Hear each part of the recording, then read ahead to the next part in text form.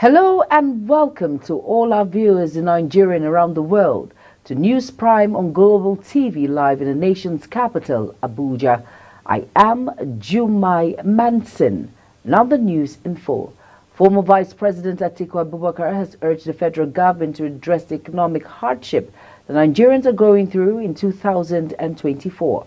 Atiku made the call in his 2024 New Year message to the nation. Atiku, however, acknowledged that 2023 was definitely a challenging year with important lessons for the future. Atiku called for a well-thought vision of national planning that would deliberately make the common people of Nigeria the centerpiece of our development. He urged the government to show a clear direction of its policy projection and desist from the subsisting behavior of groping in the dark.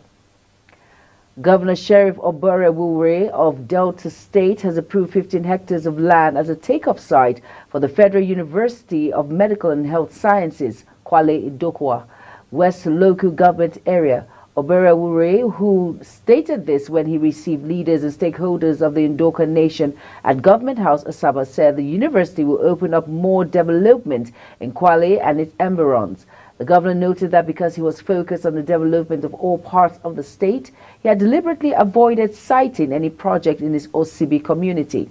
He thanked the Idokwa, the Anomwa Nation, for their support for his administration and during his mother-in-law's funeral, assuring them that he will continue to provide equitable leadership for all Deltans. Over now to education sector. The National Parents Teachers Association of Nigeria, NAPTEN, has called for a collaboration between academic unions and tertiary institutions and the federal government to improve the nation's quality of education in 2024. It also described the insecurity being witnessed in parts of the country as a major challenge affecting the sector. Ogunbanjo said the education sector in the outgoing year had done well, but there is room for improvement. He said that they would be achieved if the unions and government could work together. The Economics and Financial Crimes Commission has invited the former Minister of Humanitarian Affairs, Disaster Management and Social Development, Sadia Umar Farouk, over an ongoing probe into the sum of 37,170,855,753 naira and 43 kobo allegedly laundered under her watch through a contractor, James Owete.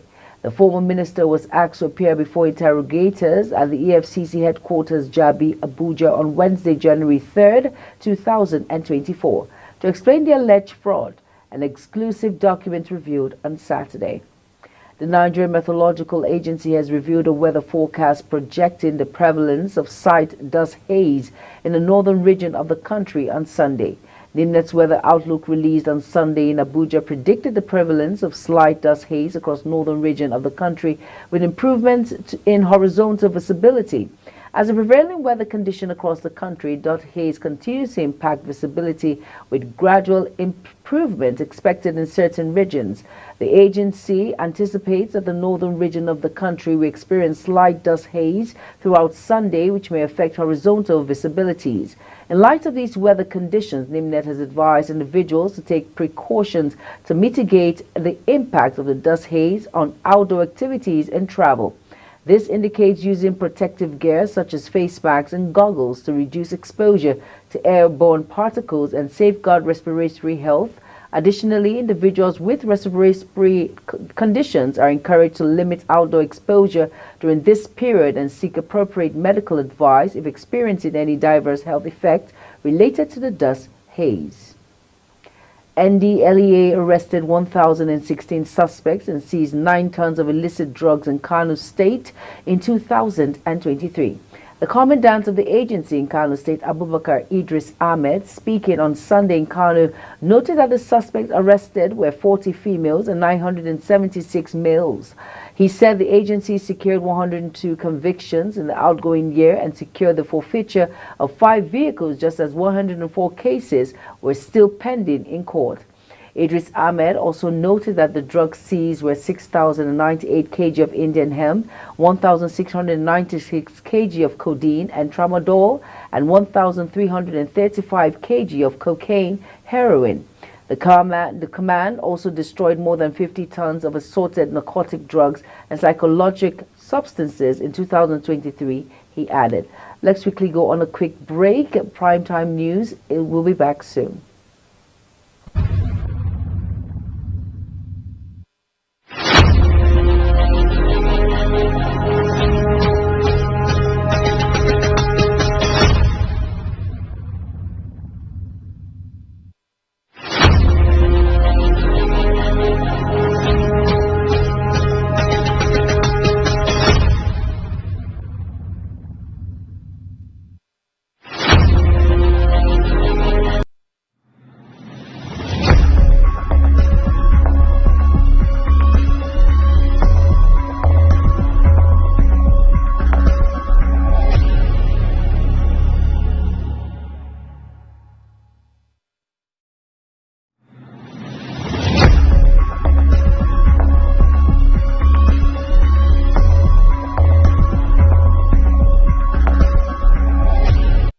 You're welcome back, and if you're just tuning in, you're welcome to News Prime live from Nigeria's capital, Abuja.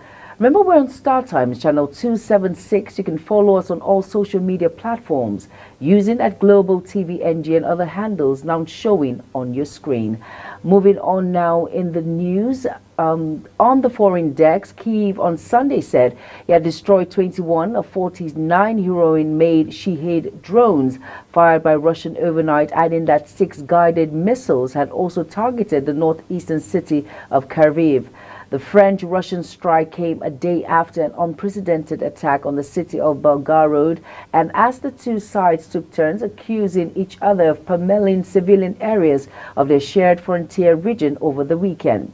The Ukrainian Air Force said in a statement on Telegram Sunday that the overnight drones were particularly targeted at the front line of defense as well as at civilian military infrastructure facilities in the frontline territories.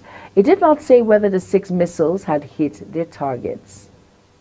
Chancellor Olaf Scholz traveled Sunday to parts of northern Germany hit by flood after days of heavy rains. The German leader arrived by helicopter at Verden an der Aal in Lower Saxony, one of the worst hit states, where he would get a briefing about an emergency situation as well as protective measures that had been undertaken. Accompanied by the region's state prime minister Stephen Welsh, Scholz will meet affected inhabitants as well as members of the emergency services day of rain. As well as melting snow had left parts of several regions, including the western states of northern Rhine, as well as the eastern states of Cerny. And underwater, no fatality have been reported in the latest bout of floods. But now rains are expected in the next few days, provoking fears that the dikes could be breached. Thousands of emergency workers have been mobilized to reinforce dikes by filing sandbags along riverbanks. The Israeli government on Sunday approved the appointment of a new foreign minister to replace Eli Cohen. A statement said in a pre-arranged reshuffle, Israel Katz, the current emergency minister, will swap positions with Cohen as part of the ministerial rotation that is subject to parliamentary approval. Cohen will continue to serve as a member of the Security Cabinet, a government decision that is also subject to parliamentary approval, it added. The reshuffle comes more than 2 months after war broke out between Israel and Gaza Strip Hamas rulers, triggered by the militants' unprecedented attack on southern Israel on October 7th. Cohen was appointed foreign minister last year in Prime Minister Benjamin Netanyahu's coalition government that is widely considered the most right-wing wing in Israeli history. Cohen played an instrumental role in the normalization of relations between Israel and some Arab countries of the decades of hostility. Over now on business revenue expectation from oil exports, which government expects to deploy for effective implementation of the 2024 budget, may be affected as major global oil traders are moving away from petrodollar transactions. In the 2024 budget proposal, the federal government has considered conservative oil price benchmark of $77.96 per barrel and a daily oil production estimate of 1.78 million barrels per day. After a careful review of global oil market trends and that a naira to US dollar exchange rate of 750 naira per US dollar was adopted for 2024 as well. However, Report shows that a fifth of global oil trade this year was settled in currencies different from the US dollar as countries such as Russia and China move away from the petrodollar. Nigeria is pushing to reach and exceed the 2024 crude oil production budget target of 1.7 million barrels per day.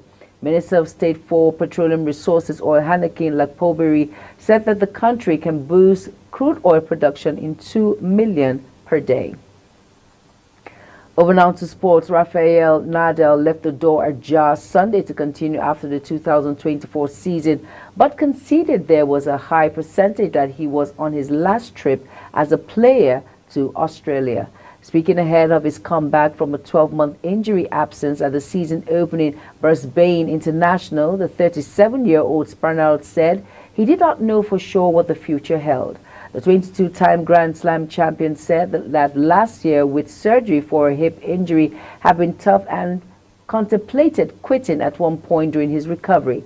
Nadal, who had been sidelined since injuring his hip at the 2023 Australian Open, begins his singles comeback against a qualifier in the first round in Brisbane. And now on Real Madrid manager Carlo Ancelotti has signed a new deal with the club, which will run until June 2026. The Italian 64 was appointed at the Bernabeu for a second time in 2021 on the initial 3-year deal. He was linked with taking over as Brazil's manager earlier this year, but said he wanted to remain at the club. Ancelotti has won 10 titles as Real boss, including 2 Champions Leagues, most recently in his first season back at the club in 2021-22.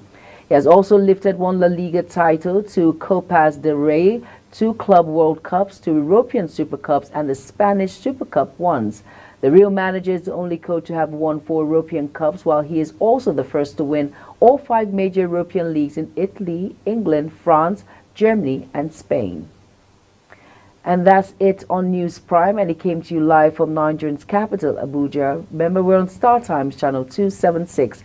Kindly follow us all our social media platforms using Global TV NG and other handles now showing on your screen. I am Jumai Manson. Thank you for watching. See you again. Good evening.